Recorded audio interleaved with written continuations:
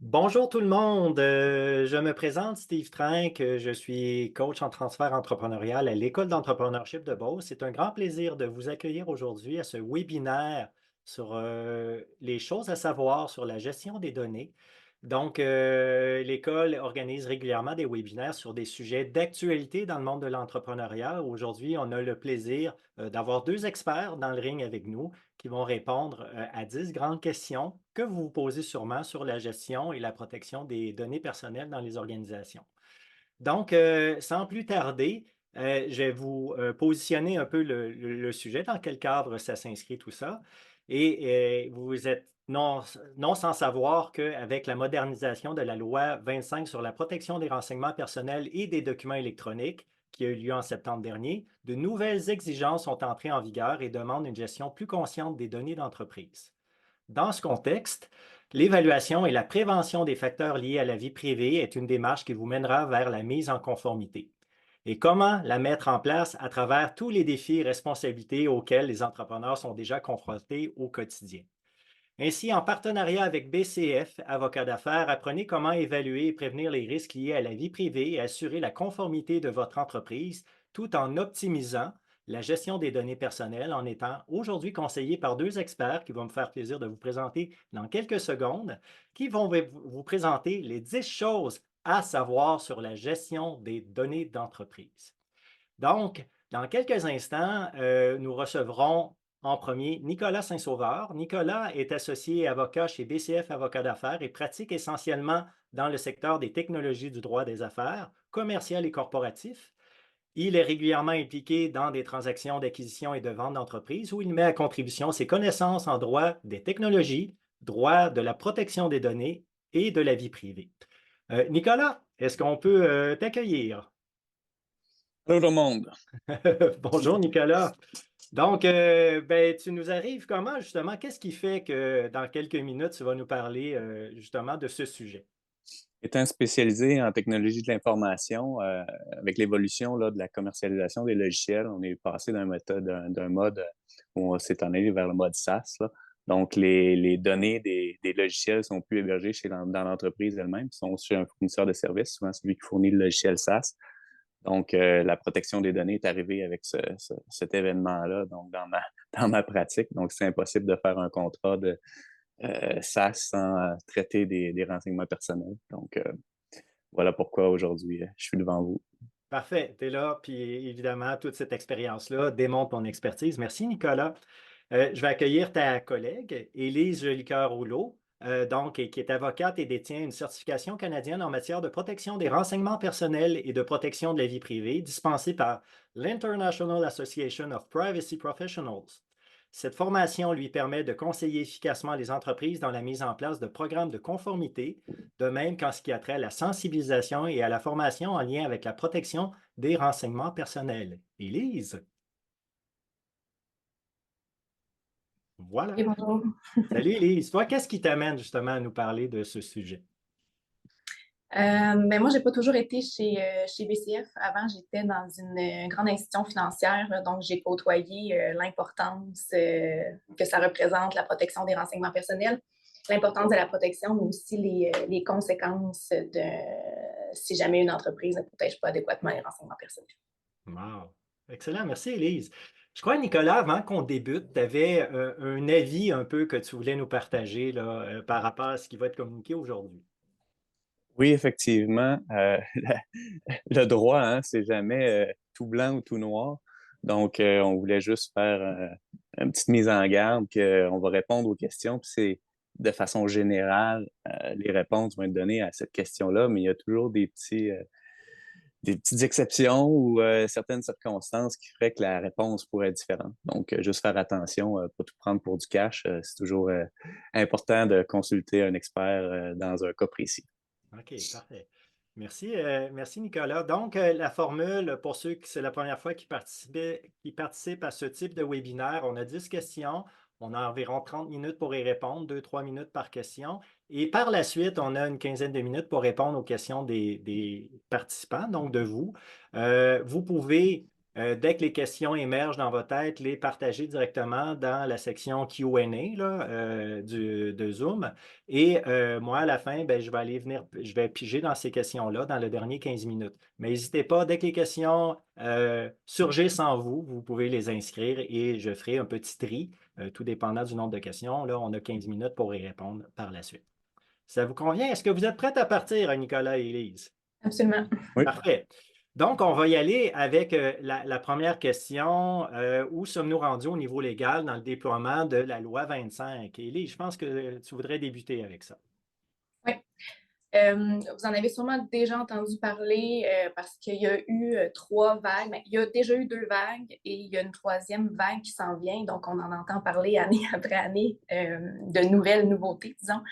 La première vague a eu lieu en 2022. Par la suite, en septembre 2023, est entrée en vigueur la plupart des nouvelles obligations, dont les sanctions, dont on va parler un petit peu plus tard.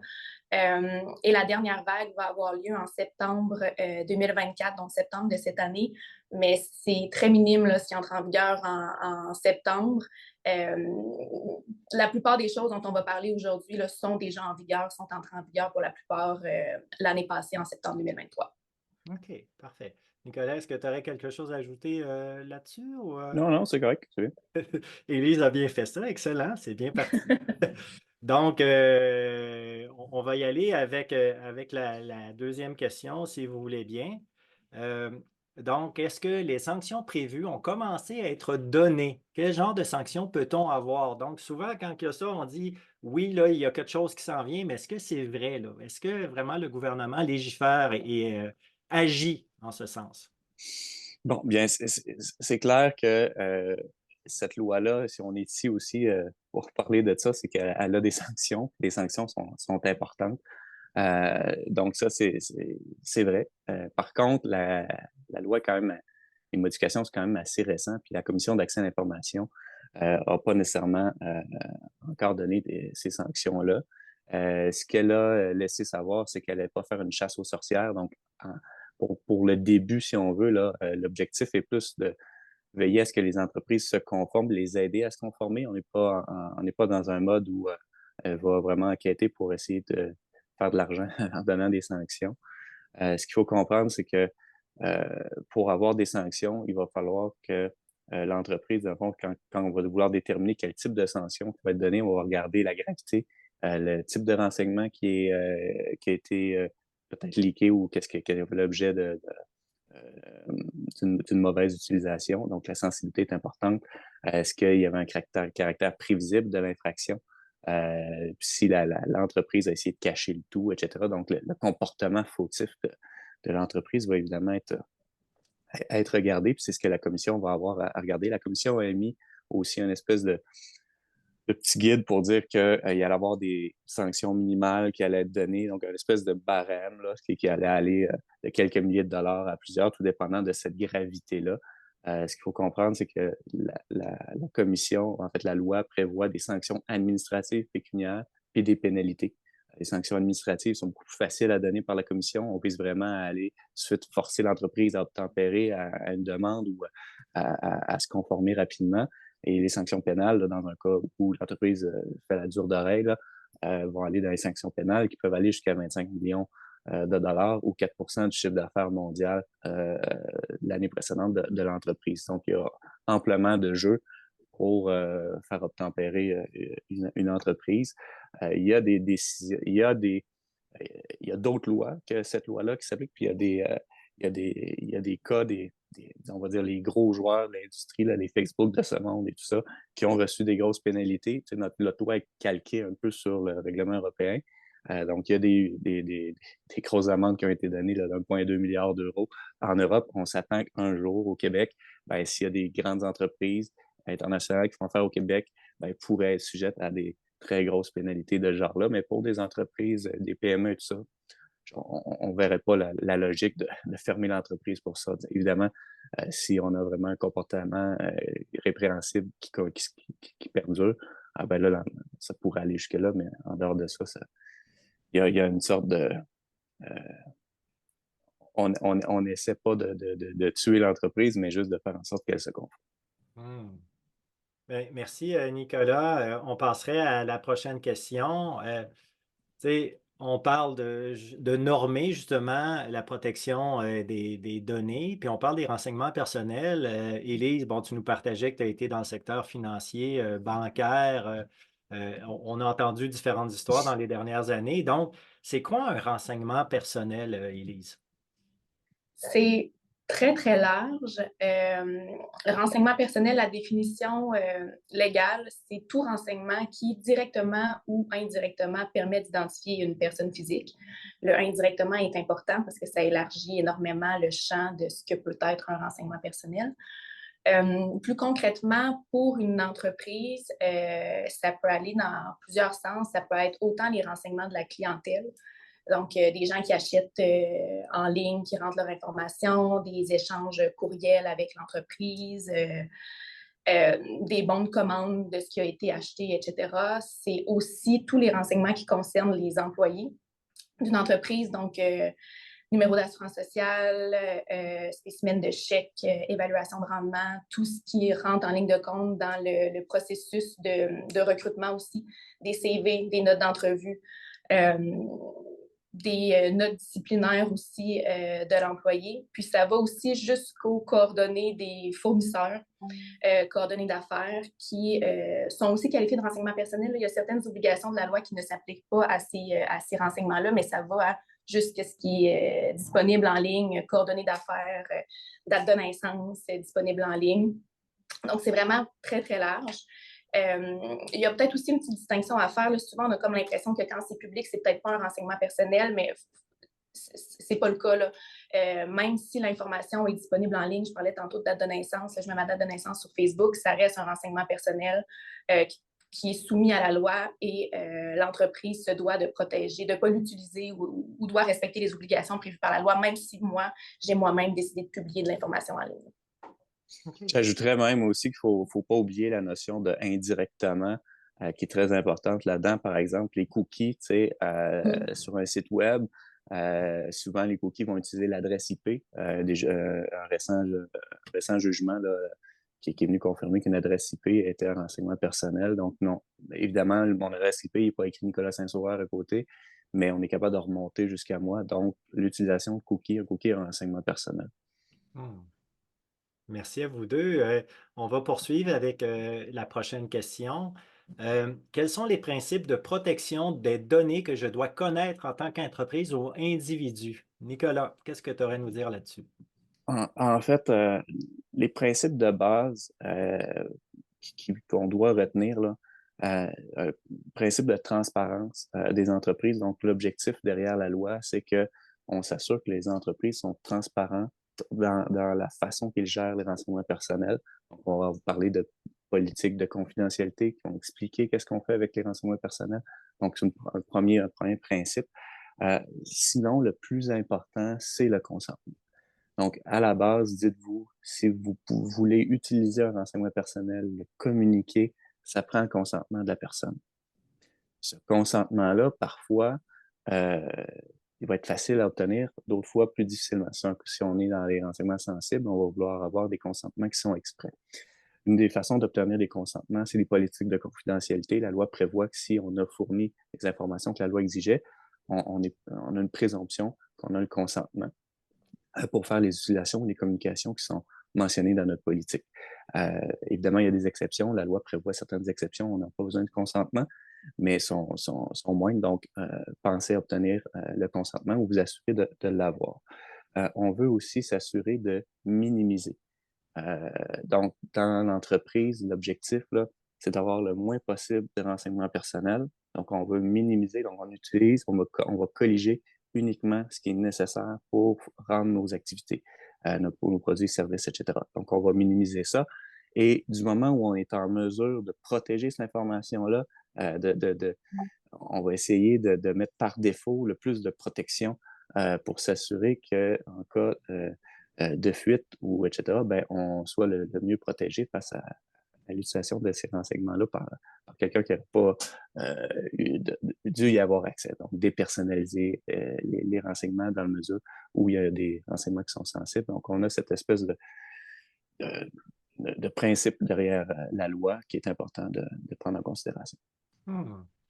Je me permets de réagir là, un peu en dehors des questions qu'on a. C'est drôle parce que quand on est entrepreneur, souvent, on dit savoir ses pouvoirs, puis on a comment dire, on a toujours l'impression plus on a de données, plus éventuellement on va pouvoir en faire quelque chose, on va pouvoir le monétiser éventuellement. Avec justement ces lois-là, ben, cette façon de voir le monde est peut-être à recadrer un peu. Qu'est-ce que vous en dites? Définitivement, il faut, à chaque fois qu'on veut recueillir quelque chose, évidemment, on parle de renseignement personnel. Si c'est un renseignement qui est sur une entreprise, qui n'est pas sur un individu, ben là, on n'est pas sujet à ça.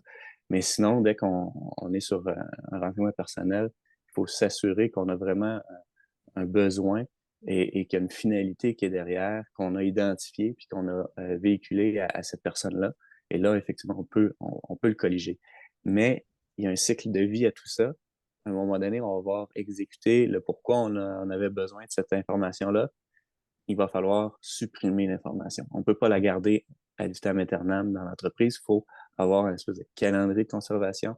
On va s'assurer de détruire l'information éventuellement. Donc, vous faites plus J'ajouterais dans peut-être un... Oui, vas-y, Elise. Ah, pardon, non, j'ajouterais peut-être aussi à ça le pendant. Il y a des conséquences aussi pour une entreprise à colliger, conserver, conserver, conserver. On le disait, ça prend des mesures de sécurité. Des mesures de sécurité, ben, ça coûte cher. Fait que plus on conserve, plus on doit mettre des choses en place, ben, plus on doit dépenser pour s'assurer de la protection. Puis si on est victime d'un incident, ben, plus la fuite est grande parce qu'on avait collecté puis qu'on n'avait pas supprimé, ben, c'est sûr que plus les conséquences pour l'entreprise de l'incident sont importantes. Là. Fait qu'il faut avoir ça aussi en tête. Il n'y a pas juste le recul de la loi qui dit de supprimer. Wow. Ben, tu as dit un peu ce que j'allais nommer. Je pense que la simplicité volontaire, j'utilise ce terme-là, justement, avoir ça en tête. Quand on conserve plein de données, comme tu viens de le mentionner, à un moment donné, ça nous embarrasse, ces données-là, on ne sait pas quoi en faire. Puis on se met justement à risque, là, comme tu l'as mentionné. Ouais. Merci. On va poursuivre. Puis en même temps, je rappelle aux spectateurs, auditeurs, participants, vous pouvez poser des questions. J'en ai déjà 2 à l'écran, mais n'hésitez pas, là, au fur et à mesure, on va pouvoir y répondre par la suite. Donc, prochaine question. Euh, donc, si je ne me trompe pas, comment puis-je assurer la conformité de mon entreprise aux lois sur la protection des données? Ouais. Donc, dans ce cas-là, c'est Elise, je Oui. crois. Oui, c'est bon. Ben, première étape pour n'importe quelle entreprise, c'est de se regarder le nombril puis de vraiment faire répertorier, de voir ce qu'on fait avec les renseignements personnels, qu'est-ce qu'on collige, pourquoi on le collige, de où on le collige, où on le conserve. Fait que d'être vraiment en mesure de cartographier tout ce qu'on fait, comment on traite les renseignements personnels, d'être capable idéalement de l'inscrire ou de le mettre dans un tableau ou d'être capable de le coucher sur papier. Parce que pour toutes les prochaines étapes qu'on va avoir à faire, ça prend l'information de base, ça prend l'information initiale. Puis c'est souvent à cette étape-là que moi et Nicolas, on n'est pas dans l'entreprise, on ne peut pas nous-mêmes faire le ménage, on ne peut pas nous-mêmes répertorier, cartographier tout ce qui se passe. Fait que c'est vraiment la première étape pour toute la suite des choses. Par la suite, une fois qu'on a été capable de répertorier puis de colliger au même endroit à peu près tout ce qu'on fait, le mapping là, de comment on traite les renseignements personnels, ben, c'est de mettre en place des politiques puis des pratiques à l'intérieur de notre entreprise qui nous permettent de répondre aux différentes obligations imposées par la loi. Donc, on parlait tantôt de délai de conservation, d'être capable de mettre en place une politique et des pratiques qui nous permettent de respecter nos délais de conservation. On parlait de mesures de sécurité, on parlait d'incidents, on va parler de formation aussi d'employés, ben, d'être capable après ça, à partir de ce qu'on a répertorié, de doter d'un cadre et de règles internes à l'entreprise qui vont nous permettre de répondre à nos obligations. Hmm. À l'ère du numérique, souvent, là, parce que je vois des questions par rapport aux fichiers témoins, les cookies, tout ça, mais ça s'applique évidemment à tous les documents physiques, tout ça. Donc, dans votre Absolument. organisation, si vous conservez des dossiers, papier ou peu importe, il faut porter un œil attentif là-dessus aussi. Oui, absolument. Puis la loi n'interdit pas d'avoir des documents papier, c'est juste que des mesures de sécurité doivent aussi être appliquées aux documents papier. Parfait. Merci. On poursuit donc. Ouais, bon, quels sont les outils mis à la disposition des entreprises pour les accompagner? Excusez, j'ai deux suivis pour la présentation, j'ai été mélangé, je m'en excuse. Donc, Ouais. Nicolas, c'est à toi? Oui, oui, oui. Dans le fond, la Commission d'accès à l'information, qui est, dans le fond, l'organisme gouvernemental qui chapeaute là, cette loi-là, qui est la supervision de cette loi-là, a mis sur son site web certains outils ou en tout cas documents informatifs pour aider les entreprises à se conformer, mais c'est pas la panacée. On va le dire, puis c'est pas, contrairement à quand le règlement général sur la protection des données, le règlement européen a vu le jour, les autorités de contrôle en Europe ont été un petit peu plus productives sur le type de documents pour aider les entrepreneurs. Fait que souvent, on va même conseiller les gens d'aller voir qu'est-ce que l'Europe a disponibilisé pour ceux qui voudraient avoir des outils. Donc, la Commission nationale de l'informatique et des libertés, la CNIL, c'est un organisme qui offre certains documents pour aider. Donc, le registre que Élise parlait tout à l'heure, il y a un registre qui est disponible en ligne sur la CNIL. Donc, il appelle ça le registre des traitements. Vous allez le télécharger, puis vous êtes en mesure de compléter le registre, puis ça va faire un excellent job pour la loi québécoise. Puis, il y a aussi des guides pour conduire des évaluations de facteurs relatifs à la vie privée, une des obligations qu'on a à faire nous aussi. Eux autres, ils appellent ça une étude d'impact, une analyse d'impact, là, mais ça revient au même. Donc, il y a même un logiciel disponible pour pouvoir mener à terme ces analyses de risque-là. Donc, il y a des outils qui sont disponibles en ligne pour aider les entreprises à se conformer. Nous, de notre côté, BCF, ben, on donne des formations sur ça.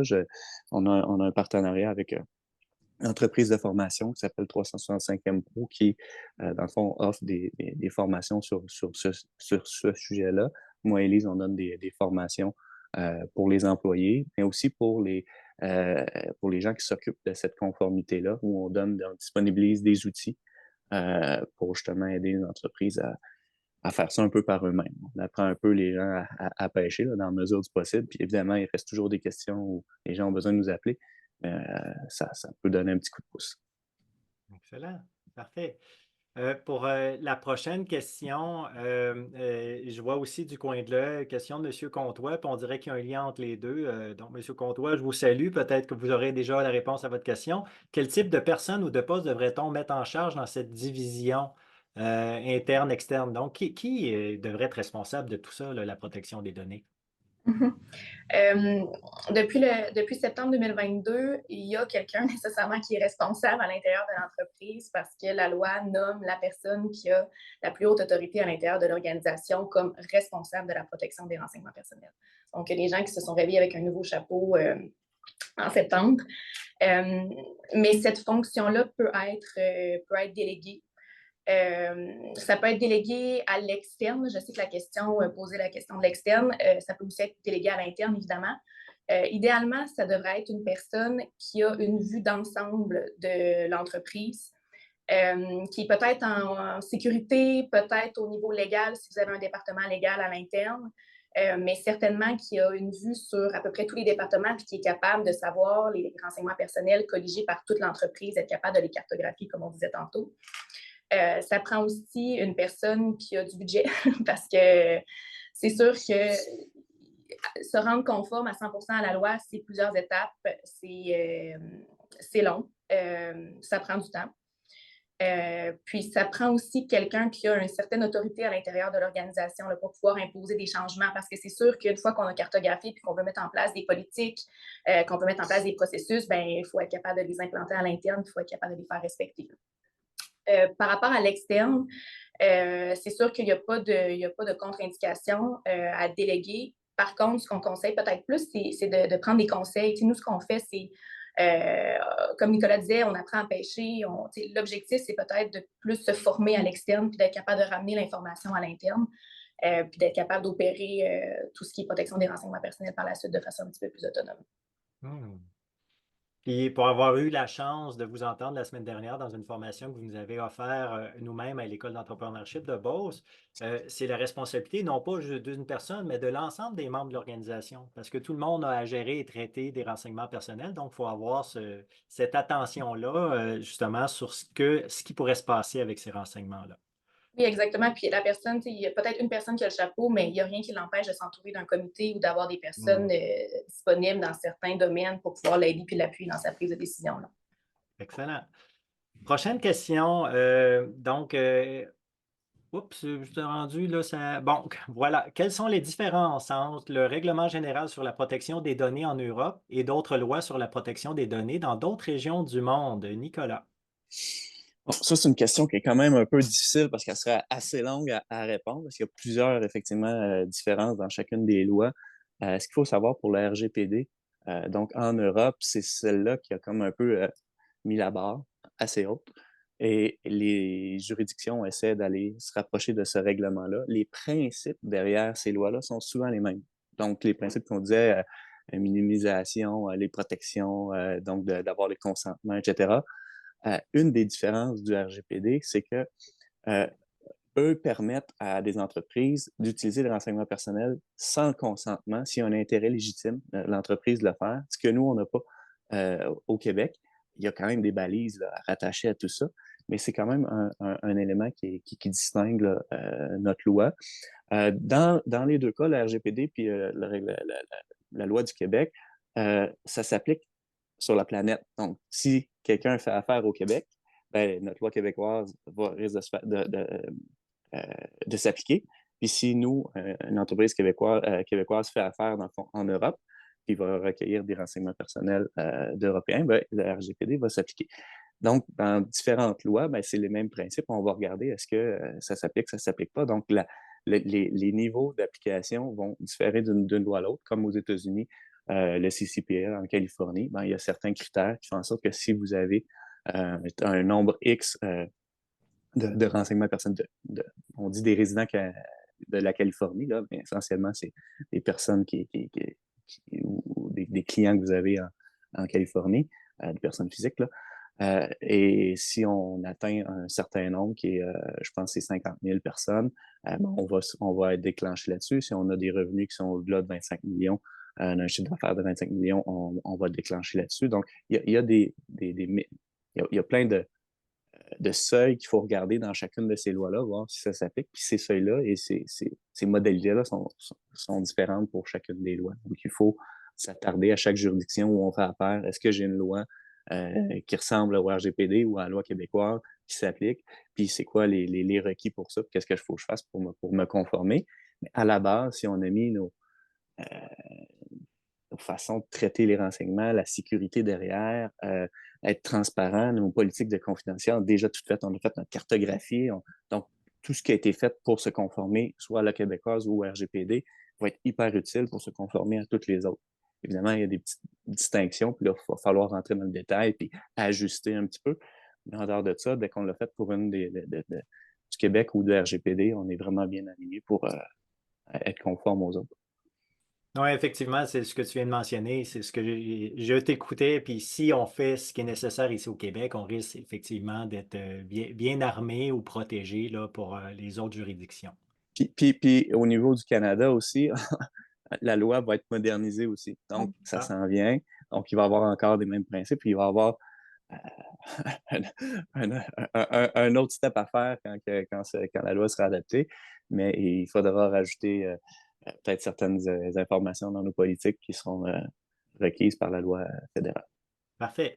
Merci, Nicolas. Il va nous rester deux questions avant les questions que je reçois dans le Q&A. Donc, prochaine question.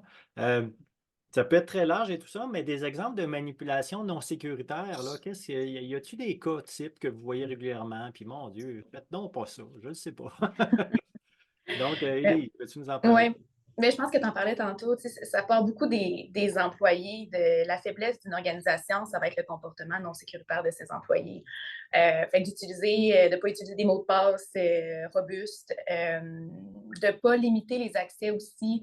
On ne l'a pas détaillé, mais tout ce qui est incident de confidentialité, ça comprend les accès non autorisés à des renseignements personnels. Fait que si une entreprise ne limite pas les accès à ses employés, donne le même accès à tout le monde à l'intérieur de l'organisation, ben, c'est sûr que ça peut poser des incidents. Ce n'est pas un comportement sécuritaire, mais en plus, peut causer des incidents.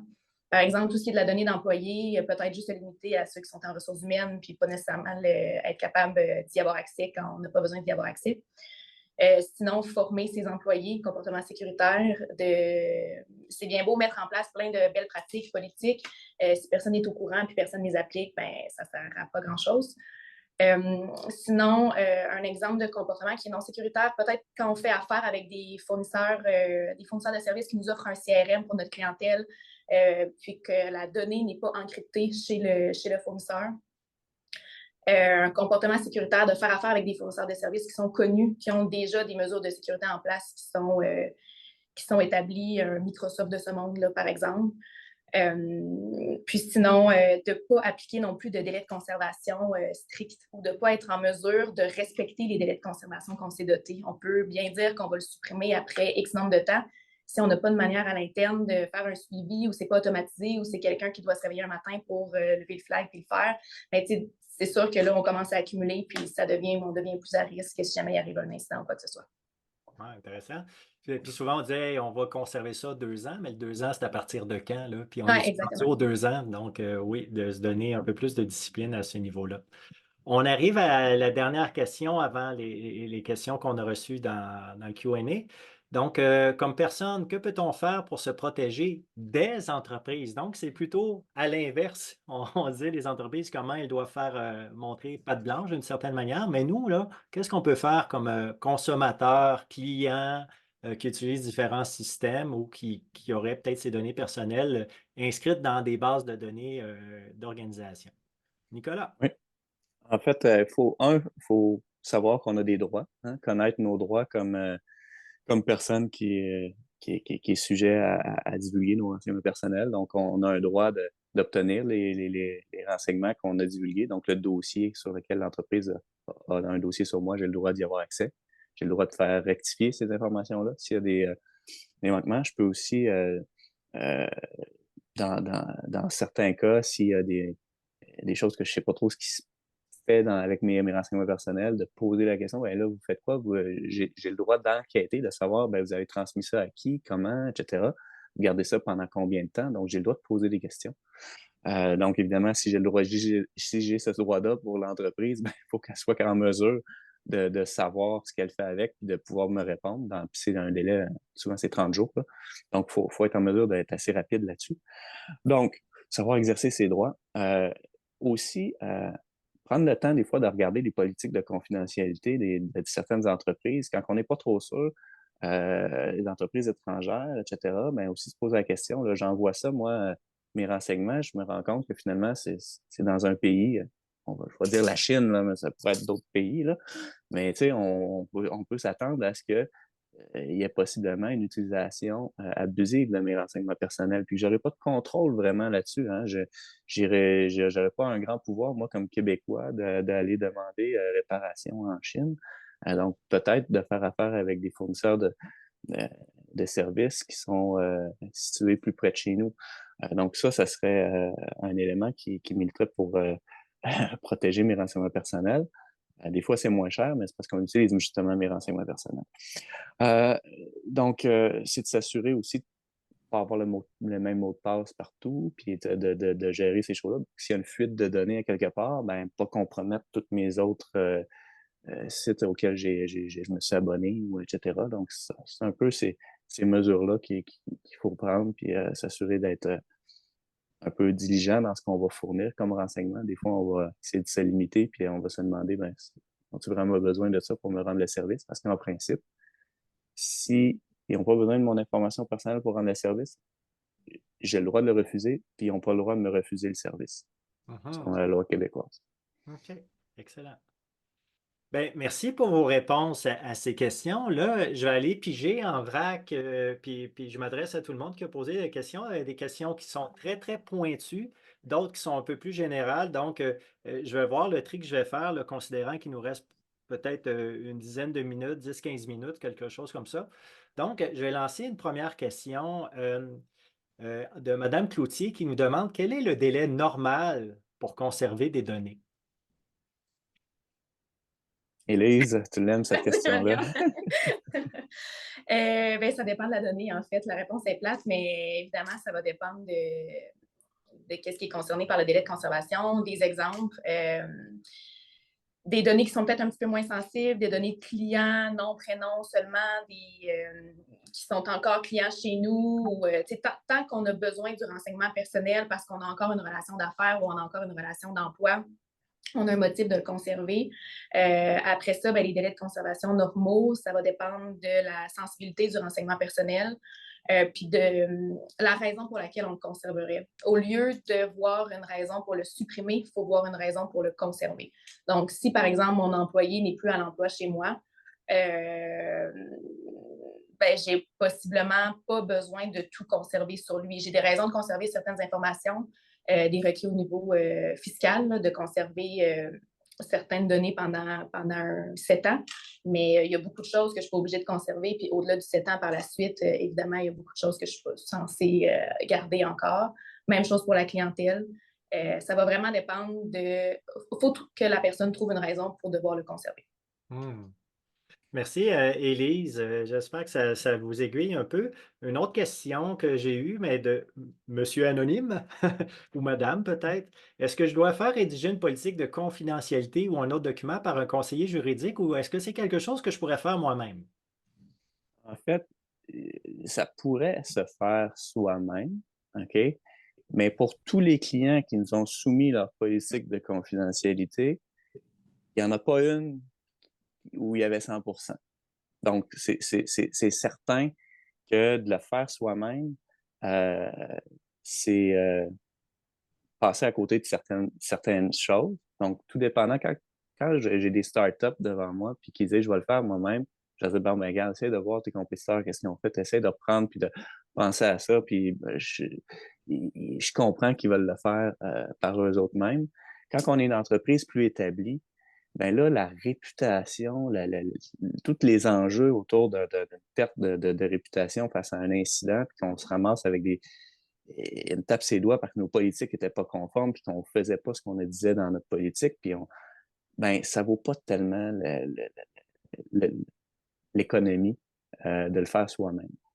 Versus nous, où on a déjà des modèles qu'on utilise, des précédents, où on sait qu'il y a déjà une base qui est bonne, puis on n'a pas besoin de tout réécrire, ben, c'est plus facile de partir avec nos affaires, vous nous dites qu'est-ce que vous faites, on inscrit ça là-dedans, vous regardez réviser après ce qu'on a mis, puis c'est beaucoup plus efficace que de partir soi-même, puis qu'après nous, on révise, puis on essaie de ramasser ça un peu. Des fois, il y en a qui sont très bons, puis c'est pas pire. Mais il y a des fois que c'est ça, c'est plus difficile. Bon, parfait. Ben, et c'est effectivement pourquoi vous êtes des experts dans le domaine. Je vais sauter à une autre question que je trouve assez intéressante de Madame Turmel qui demande comment vous voyez le partage de responsabilités, par exemple, entre un courtier et la compagnie d'assurance, où là, il y a des données personnelles qui doivent transiter justement entre ces deux organisations-là. Donc, c'est quoi qu'il faut considérer là-dedans? Il y a une relation entre les deux, puis on est toujours celui qui reçoit l'information, puis après va la communiquer. Dans le fond, a une responsabilité de s'assurer qu'il la communique à une personne. Si c'est un prestataire de service, ben, il faut il est responsable de ce que l'autre va faire. Maintenant, dans une relation courtier puis assureur, c'est un petit peu différent. Puis on s'entend que chacun va avoir sa part de responsabilité en fonction de c'est qui euh, a subi, si on veut, la perte ou des renseignements, etc. Donc, moi, je m'attends, si je fais affaire avec un courtier, puis un assureur, ben, si mon courtier, sa job, c'est de s'assurer que j'ai la meilleure assureur, puis de donner les informations à l'assurance, à l'assureur. Une fois que c'est l'assureur qui fait défaut et tout ça, je ne m'attends pas à ce que ce soit la faute de mon courtier. si je ne m'attends pas à ce qu'il soit responsable de ça, je vais vouloir poursuivre l'assureur. Par contre, si c'est mon courtier qui a subi la fuite de données, ben là, évidemment, je ne m'attends pas à ce que ce soit l'assureur qui m'indemnise, mais mon courtier. Donc, ça va pouvoir dépendre des cas de figure. Tu sais. Excellent. J'ai une autre question de M. Tivierge. La question, elle est longue, mais je trouve très pertinente. Donc, je vais la lire pour ne pas l'interpréter et dire vraiment ce que M. Tivierge recherche. Dans notre situation, notre application, donc peut-être qu'une application en mode SaaS, je ne suis pas certain, est utilisée à des fins de sécurité pour la présence d'enfants sur des sites d'accueil, par exemple des camps de jour.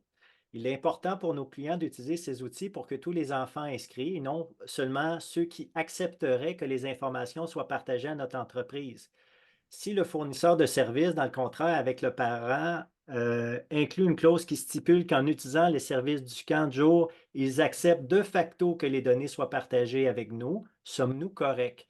Puis ici, pourquoi c'est important pour l'organisation? Il revient de la sécurité des enfants et nous ne pouvons pas nous permettre de répondre certains non. Par exemple, est-ce qu'ils ont une allergie? Est-ce qu'ils doivent prendre des médicaments? Donc, on comprend que c'est un peu un système qui permet de savoir un peu chaque enfant, son état de santé et peut-être d'autres paramètres. Donc, le réflexe de nos abonnés est plutôt de refuser l'inscription tout court si jamais elle ne consente pas. Donc, comment vous voyez ça, justement? On est un tiers parti avec une application et le bénéfice de cette application-là, c'est d'avoir une base de données centralisée pour mieux gérer la sécurité de nos enfants, mais en même temps, peut-être que des parents se méfient et disent non. Quel est votre avis là-dessus? Bon, le- la question est quand même longue, donc, mais de ce que j'ai compris, là, l'application, on s'en sert donc de cette application-là pour nos activités de l'entreprise et donc l'application ou celui qui fournit l'application, en présumant que c'est un contrat SaaS, là, si c'était géré par moi-même sur mes serveurs, tout ça, puis que le fournisseur du logiciel n'avait pas accès aux données, ce serait différent. Mais du moment où il y a accès à ces données-là, c'est donc un prestataire de service et là, dans le fond, le consentement de la personne visée par l'information, on l'appelle la personne concernée. S'il y a un contrat qui est mis entre l'entreprise et le prestataire de service qui prévoit certaines choses dans la loi, le consentement de cette personne-là ne serait pas requis. OK? Mais ça reste que dans des cas sensibles, etc., ça se peut qu'effectivement, on veuille s'assurer qu'il y a un consentement exprès, explicite pour faire preuve encore plus de transparence. On, on, du moment où j'ai un consentement de la personne, évidemment, là, on parle de mineur, donc on va s'assurer d'avoir le consentement, évidemment, du parent, etc. Là. Euh, et là, du moment où j'ai ce consentement-là, je peux communiquer cette information-là à ce fournisseur de service-là, puis j'ai le droit de le faire. Puis le droit de colliger l'information, pourquoi j'ai le droit d'utiliser telle information puis de la conserver par rapport aux allergies, etc., ben, j'ai un besoin, il y a une finalité à obtenir cette information-là. Donc, du moment où euh, j'ai une raison, un motif qui est valable, qui est raisonnable, d'obtenir cette information-là, ben, légalement, je peux avoir le droit d'aller de la colliger, de l'utiliser pour les fins de mon entreprise, puis de la communiquer, donc la communiquer à la personne qui est, dans le fond, le prestataire de service du logiciel, de l'application qu'on va utiliser. OK. Merci de la réponse. J'espère, Monsieur Tivierge, là, que ça répond à votre question. Je sais que vous en avez posé d'autres, mais on va y aller justement avec d'autres questions. J'avais une question ici, puis là, c'est très technique. Donc, il y a quelqu'un, Monsieur Comtois, qui demande si on s'aligne sur la norme ISO 27000, peut-on assumer qu'on est automatiquement conforme au RGPD? Ben, pas RGPD ni la loi québécoise. Ce qu'il faut savoir, c'est que la norme ISO 27001, nous, on a cette certification-là au bureau, puis quand on a eu à passer au travers de tout ça, ben, on l'a arrimé aussi avec les lois applicables, mais on vise vraiment plus une gestion des données. Il y a pas... C'est sûr que si on met ça en place, on a un gros bout de chemin de fait, mais ça ne vise pas tout. Donc, on ne sera pas 100% conforme parce qu'on a été audité comme étant 27001, ISO 27001 ou un SOC 2, Type 2, peu importe là, quelle serait la norme qu'on aurait voulu avoir. C'est pas complet, mais c'est une méchante bonne étape de fait. OK, excellent. Je vais piger peut-être dans deux, trois dernières questions en terminant. Donc, il y a Madame Paré qui nous pose la question, quand on est uniquement dans le B2B, et puis là, on parle moins des renseignements personnels, est-ce qu'il y a quelque chose qu'il faut faire attention pour protéger les données d'entreprise qu'on pourrait avoir justement chez nous? Ben, dans le B2B, premièrement, c'est sûr qu'il y a des employés aussi, probablement, là, les propres employés de l'entreprise. Mais sinon, au niveau des renseignements personnels, ben, tout ce qui est coordonnées d'affaires, puis de nos fournisseurs de services qui sont des entreprises, et c'est des personnes physiques aussi, sont des renseignements personnels. Sont exempts d'une certaine partie de la loi, mais ça reste des renseignements personnels au sens de la loi quand même, qui sont soumis à d'autres obligations. Donc, c'est pas vrai qu'on a absolument rien à faire. C'est sûr que c'est un peu allégé, mais il y a quand même, il faut l'avoir en tête. OK, parfait. Donc, si on a justement de l'information sur l'entreprise comme telle, la prudence nous dit de traitons-le comme si c'était des données d'un individu comme tel. C'est Ben, des renseignements de la personne au sein de l'entreprise. Les renseignements de l'entreprise, exemple, les états financiers de l'entreprise, ne seraient pas visés par ces lois-là. Évidemment, on OK, aurait peut-être des obligations de confidentialité par un contrat quelconque, là, mais de par ces lois-là qu'on parle aujourd'hui, c'est pas visé. Fait que ce qu'on vise dans l'entreprise, c'est la personne de Nicolas Saint-Sauveur, là, mon numéro de téléphone du bureau, mon adresse courriel à bcf.ca, c'est ça, ces coordonnées d'affaires-là. les Ce qu'on- échanges aussi que vous avez eus, peut-être des appels, des courriels échangés, etc. là. OK. Puis dans ce cas-là, si je comprends bien, c'est que si nous, on désire se protéger comme président d'une entreprise, c'est peut-être de faire signer des ententes de confidentialité justement avec les gens avec qui on partage certains renseignements sur notre organisation. Est-ce que je Ben, vois? définitivement, pour ce qui est de Oui. l'organisation, les renseignements personnels, les renseignements confidentiels, on les protège par des NDA, là, des Non-Disclosure Agreements, des ententes de confidentialité.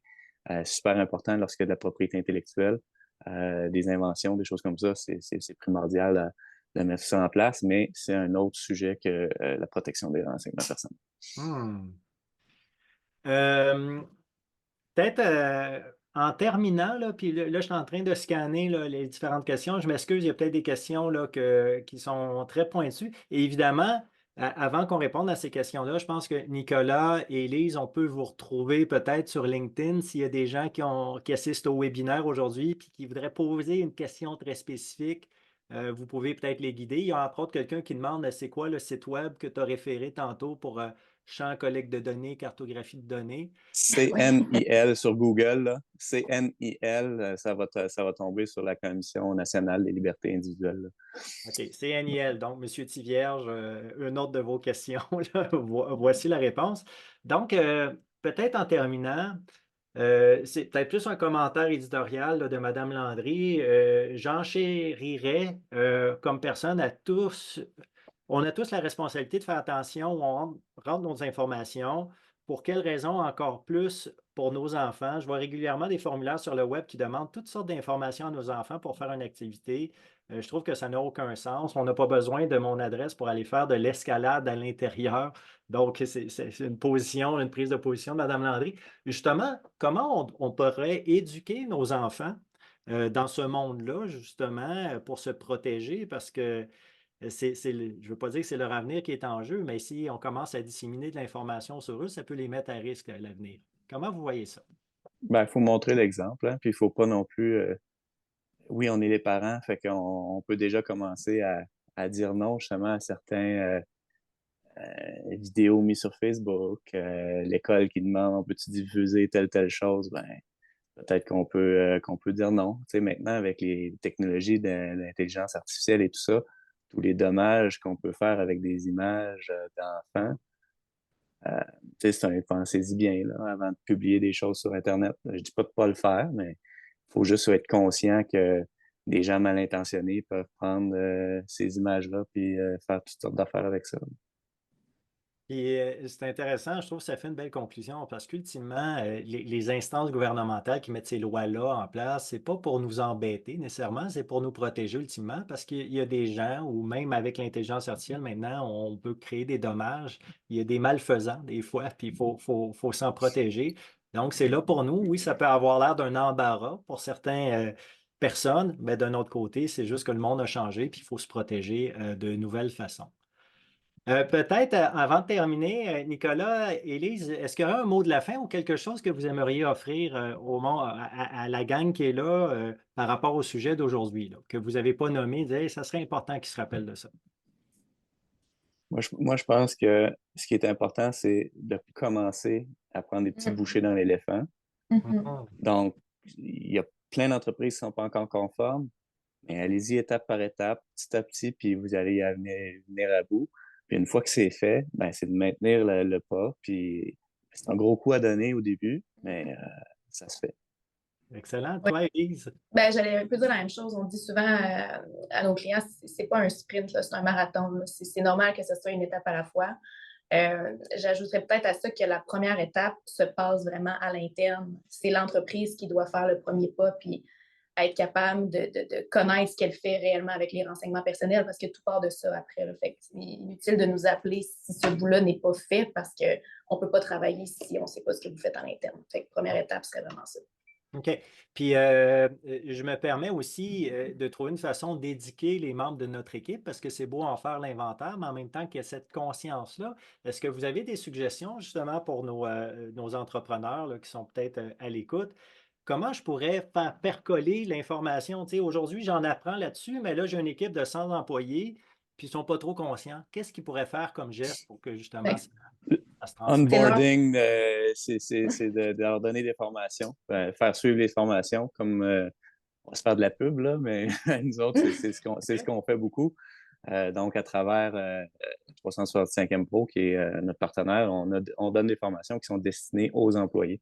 Donc, OK. ton employé de ton entreprise veut, tu as un nouvel employé, il arrive chez vous, tu veux faire savoir c'est quoi les renseignements personnels, puis s'assurer qu'ils comprennent puis quoi faire. Ben, de façon assez générale, on va y expliquer comment c'est important, qu'est-ce qu'il doit suivre, qu'est-ce qu'il doit aller chercher comme information auprès de son employeur, d'y faire savoir un peu ses droits aussi. Donc, on fait le tour de questions pour ce qui est d'un employé. Évidemment, on fait le pendant pour le responsable de la protection des renseignements personnels pour l'aider à, à conformer l'entreprise, si on veut. Là. Fait que c'est de faire des formations. Et on le disait aussi, pour les employés, peut-être les conscientiser, c'est leur propre renseignement personnel aussi, ultimement, qui sont colligés par l'entreprise. Donc, ils ont un intérêt pour aider l'entreprise à protéger les renseignements personnels, clientèle, etc., mais ils ont un intérêt personnel aussi à ce que ce soit bien fait par ses collègues puis le reste de l'organisation. Hmm. Ben, je tiens à vous remercier, Élise et Nicolas, pour le temps que vous nous avez accordé aujourd'hui. Là. Vous étiez d'excellents experts dans le ring. J'espère que je ne vous ai pas trop bardassé. Puis les questions ont été, à mon sens, vraiment pertinentes. Merci aussi aux gens qui ont assisté au webinaire d'aujourd'hui. Donc, je vous remercie. Je fais aussi vous dire, mon nom était Steve Trank. Il est encore Steve Trank. Il n'a pas changé. Donc, coach à l'École d'entrepreneurship de Beauce. J'anime de temps à autre ces webinaires-là avec certains de mes collègues. On va se revoir très bientôt. Je vous remercie à nouveau, Nicolas et Élise. Merci. Puis à bientôt. Salut! Bye bye. Merci. Au revoir.